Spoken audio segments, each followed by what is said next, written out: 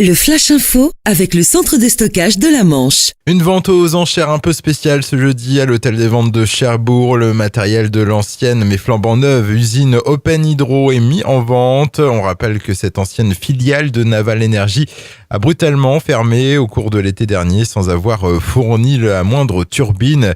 Parmi les lots en vente, entre l'équipement classique pour bureaux et usines, 2 tours verticales avec plateau tournant et système d'aspiration estimés entre 15 000 et 20 000 euros. Un début d'incendie dans un immeuble du centre-ville de Saint-Lô. C'était hier en début d'après-midi. Une douzaine d'appartements ont dû être évacués. Le feu a finalement été contenu rapidement par les 18 sapeurs-pompiers mobilisés sur place.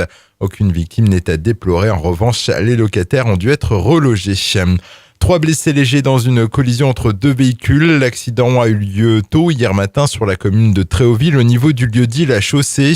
Les 3 victimes ont toutes été transportées au centre hospitalier de Cherbourg pour des examens complémentaires. 14 sapeurs-pompiers ont été mobilisés. Une pétition en ligne contre une fermeture de classe sur le groupe scolaire Joseph Bochet à Équeurdreville. Elle a été lancée par des parents d'élèves qui considèrent que cette fermeture annoncée n'est pas justifiée avec une moyenne actuelle de 23 enfants par classe.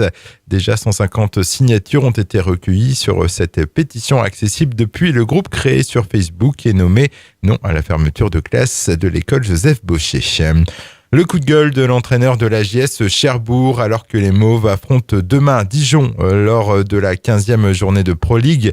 Nicolas Tricon n'a pas ménagé la municipalité de Cherbourg au moment d'évoquer la politique sportive. C'était hier à l'occasion d'une conférence de presse d'avant-match.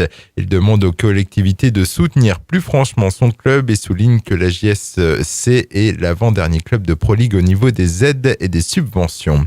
Et puis du football, ça ne va toujours pas mieux au Stade Malherbe de Caen qui s'est de nouveau incliné hier soir à domicile face à Nantes dans le cadre d'un match en retard du championnat de Ligue 1.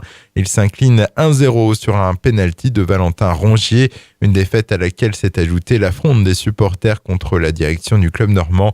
Le cas de l'entraîneur Fabien Mercadal devrait être tranché dimanche après la réception de Strasbourg. Le Flash Info vous a été présenté par Landra, centre de stockage de la Manche à Digguleville. Pour en savoir plus et visiter notre centre, 0810 120 172, coup d'un appel local.